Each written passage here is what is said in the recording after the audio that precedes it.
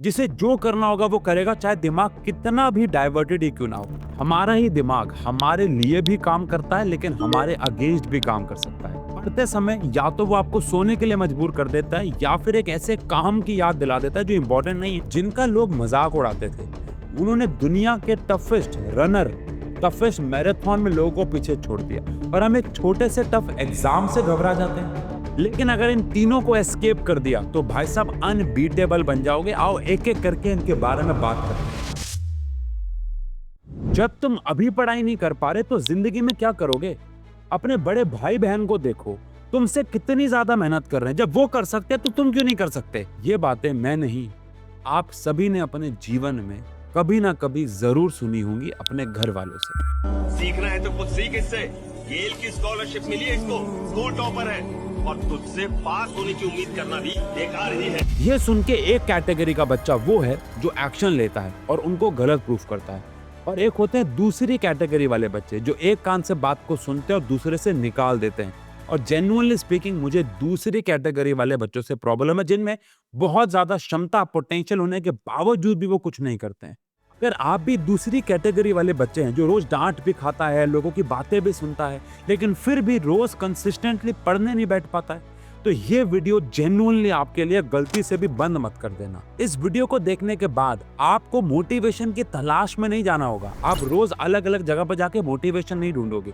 आप एक ऐसे इंसान बन जाओगे तो जो वो करेगा, जो वो करना चाहेगा, जो वो मेहनत करना चाहेगा, एफर्ट मारना चाहेगा, वो बिना किसी बाहर एक्सटर्नल मोटिवेशन के वो कर पाएगा। जिसे जो करना होगा वो करेगा, चाहे दिमाग कितना भी डाइवर्टेड ही क्यों ना हो। तो अगर आप भी अपने आप को बदलना चाहते हो तो लिखो आई विल चेंज, और अक्टूबर से ही मैं गारंटी लेता हूं चीजों को फॉलो करो, मोटिवेशन के बिना भी पढ़ाई कर पाओगे। वीडियो आगे देख लेना, लेकिन ये क्लिप देख लो, पूरा साल बच सकता है। 9th class, 10th class, 11th, 12th, science और कॉमर्स, सबके लिए एक बहुत प्यारी न्यूज है। आपके लिए लेके आए हैं क्रैश कोर्स। 45 डेज के अंदर एक्सपर्ट टीचर्स के साथ पूरा का पूरा सिलेबस खत्म होगा, एक भी चीज नहीं छोड़ेंगे। 45 डेज के बाद कराएंगे sample paper, mock test, PYQs और भर भर के डाउट सेशन, जिसकी सबसे ज्यादा जरूरत होती है नवंबर, दिसंबर और जनवरी में। डेट शीट आ चुकी है, कम बैक करने का टाइम आ चुका है, और क्रैश कोर्स का प्राइस भाई साहब एक किताब से भी कम। सारी की सारी details regarding to crash course आपको डिस्क्रिप्शन में लिंक में मिल जाएंगे। ऐप स्टोर, प्ले स्टोर दोनों पे ऐप है, डाउनलोड करो, जाके एनरोल करो और अपना साल बचा लो। आओ इस वीडियो को आगे देख लेते हैं। हमारा ही दिमाग हमारे लिए भी काम करता है, लेकिन हमारे अगेंस्ट भी काम कर सकता है। आप किताब खोल के बैठते ही हो, बट ये दूसरी डायरेक्शन में भाग जाता है। पढ़ते समय या तो वो आपको सोने के लिए मजबूर कर देता है, या फिर एक ऐसे काम की याद दिला देता है जो इंपॉर्टेंट नहीं है, बट कहीं ना कहीं आपको लगता है आप इंपॉर्टेंट है वो काम आपके लिए, और आप पढ़ाई छोड़ के उस काम में बिजी हो जाते हो।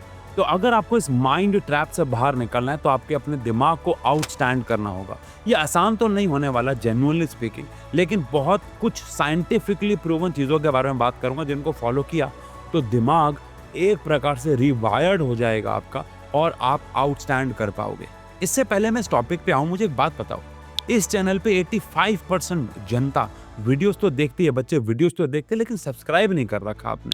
आपके लिए इतनी बेहतरीन, इतनी साइंटिफिकली प्रूवन वीडियो लेके आता हूं, ऐसे बस बकबक नहीं करता, लेकिन फिर भी वीडियोस देखते हो लेकिन सब्सक्राइब नहीं करते हो, चीटिंग है। सबसे पहले तो लॉयल होना सीखो। अगर आपको वीडियो से जेन्युइनली हेल्प मिल रही है तो सब्सक्राइब का बटन जरूर दबाना। अब शुरू करने के लिए 3 मेजर प्रॉब्लम्स के बारे में बात करना जरूरी है। आपकी जो लाइफ है वो एक बर्मुडा ट्रायंगल की तरह घिरी पड़ी है, जिसमें 3 मेजर हर्डल्स, प्रॉब्लम्स हैं। पहला, lack of motivation to study, आपका मन ही नहीं करता पढ़ने का। दूसरा, डिफिकल्टी इन हैबिट बिल्डिंग, रोज एक प्लान तो बनाते हो और हर दूसरे दिन वो फॉलो करना ही मुश्किल हो जाता है। और तीसरा, सबसे इंपॉर्टेंट, डिस्ट्रैक्शंस और डीमोटिवेशन, सब कुछ कर भी लेते हो तो ये चीजें वापस नीचे खींच लेती हैं। लेकिन अगर इन तीनों को एस्केप कर दिया तो भाई साहब अनबीटेबल बन जाओगे। आओ एक एक करके इनके बारे में बात करते हैं। एक सच सच बात बताऊं, इसे सही वे में समझोगे, मोटिवेशन जैसा कुछ होता ही नहीं है। जो होता है ना वो है लैक ऑफ इनिशिएटिव। एक इंसान की स्टोरी बताता हूँ।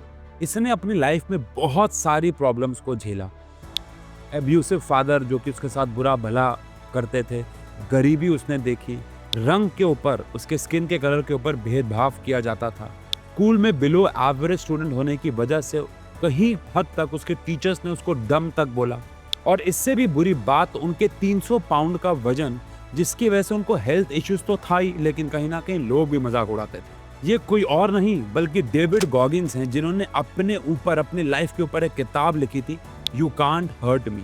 लेकिन फिर उसने डिसाइड किया कि उसको बदलना है, उसको एक एवरेज इंसान नहीं रहना है, और उन्होंने 3 महीने के अंदर 100 पाउंड वजन कम किया। और यहाँ पे रुके नहीं, उन्होंने नेवी सील ट्रेनिंग निकाली और दुनिया की सबसे मुश्किल अल्ट्रा मैराथन रनर बन गए। अब जरा सोचो, जिनका लोग मजाक उड़ाते थे, उन्होंने दुनिया के टफेस्ट रनर, टफेस्ट मैराथन में लोगों को पीछे छोड़ दिया, और हम एक छोटे से टफ एग्जाम से घबरा जाते हैं। अगर आपको भी डेविड की तरह एक्शन लेना है तो उसका एक हल है, न्यूरोप्लास्टिसिटी। क्या है ये? इसका क्या लेना देना है डेविड गॉगिंस से? क्या लेना देना हमारी पढ़ाई से, हमारे लैक ऑफ मोटिवेशन से? सबसे पहले इसका मतलब समझते हैं। न्यूरोप्लास्टिसिटी का मतलब है जहां पे ब्रेन अपने आप को रीऑर्गेनाइज कर सकता है या बदल सकता है, और वो भी खुद ब खुद। इसको ऐसे समझ लो कि जिम जाने से जैसे मसल्स बनते हैं, आप जिम में वर्कआउट करते हैं, मसल बनते हैं, ऐसे दिमाग का वर्कआउट करके भी आप दिमाग को स्ट्रॉन्ग और बेहतर बना सकते हैं। इसको बेसिकली न्यूरोप्लास्टिसिटी कहा जाता है। तो डेविड ने बेसिकली इसी चीज का इस्तेमाल किया। वो रोज अपने ब्रेन पे एक्स्ट्रा एफर्ट मार रहे थे। वो कहीं ना कहीं रोज एक्सरसाइज करते थे, जो कि उनके लिए बहुत मुश्किल था, तो ब्रेन को समझाना पड़ता था। साथ साथ पढ़ाई भी कर रहे थे, जिसकी वजह से उनके पुराने नेगेटिव थॉट्स हटते जा रहे थे और नए पॉजिटिव थॉट्स की रिवायरिंग ब्रेन में हो रही थी। तो जब भी आप कहते हो कि हमारे में तो मोटिवेशन नहीं है, तो बेसिकली आपके दिमाग में भी वो थॉट्स नहीं है जो कि डेविड जी के दिमाग में धीरे धीरे पैदा हुए। वो कैसे बनेंगे? आंसर है शुरुआत करके। इसके लिए करना क्या होगा? एक चैलेंज करना होगा। आपकी आदतें, चाहे वो पढ़ाई की हो चाहे वो डिस्ट्रैक्शन की, वो न्यूरोप्लास्टिसिटी से ही बनती है। और कोई भी नई आदत को बनने में 21 दिन लगते हैं, ये आप सब भी जानते हैं, कहीं ना कहीं सुना ही होगा। चलो आज एक लाइफ चेंजिंग चैलेंज लेते हैं। अगर आपने इस चैलेंज को 21 दिन तक कर लिया तो भाई साहब जीवन बदल सकता है। आप शायद सालों बाद मुझसे कहीं मिले तो थैंक यू बोलो। तो नेक्स्ट 21 दिन तक आपको एक टास्क करना है, बताता हूँ क्या। लेकिन ये टास्क मोटिवेशन के लिए नहीं, अपने गोल तक पहुंचने के लिए करना है। सबसे पहले एक टास्क फिक्स करो। लेट्स से आपने सबसे पहले फिक्स करना है कौन सा चैप्टर पढ़ना है, उसके बाद कौन सा वन शॉट देखना है, और उसके बाद रिवीजन किसकी करनी है। डेली ये 3 टारगेट पूरे करो। ये टारगेट पूरे करने के बाद आप जो मर्जी करो, हमें कोई लेना देना नहीं है इस चैलेंज में। आपकी प्रायोरिटी सबसे पहले आपको ये 3 चीजें पूरी करनी है, उसके बाद आप कुछ भी कर सकते हैं। अब आप कहोगे ये तो मुश्किल टास्क है, इसको थोड़ा आसान बना सकते हो। आप पहले ये जो टास्क कर रहे हो 20 मिनट करो, उसके बाद अपने आप को आप रिवॉर्ड दे सकते हो। कोई आपका फेवरेट स्नैक, या फिर आप अपनी फेवरेट गेम खेल सकते हो 5 मिनट, फिर 20 मिनट का दोबारा से अपना टास्क करो पूरा, और फिर 5 मिनट का गैप दो। इससे आपका दिमाग इस पढ़ाई को एक रिवॉर्ड सिस्टम से कनेक्ट करना शुरू कर देगा। और अगेन जब भी हमें इंस्टेंट रिवॉर्ड मिलते हैं, बेहतर फील होता है, बहुत बार बताया है। फिर 3 दिन बाद इस टाइम को इंक्रीज कर दो, 20 मिनट से 40 मिनट पे लेके जाओ, और धीरे धीरे कहीं ना कहीं आपका यह टाइम ड्यूरेशन बढ़ता चला जाएगा। हो सकता है एक आध दिन आप किसी भी कारणवश इस टास्क को पूरा ना कर पाओ, पर अगले दिन उसमें मेहनत करके पिछले वाले टास्क को पूरा करना। अगर आपको लगता है आपके बस की बात है, तो अभी कमेंट सेक्शन पे लिखो I accept this 21 days challenge. अब अगर चैलेंज एक्सेप्ट कर लिया है तो सबसे इंपॉर्टेंट हो जाती है प्रॉब्लम नंबर 3।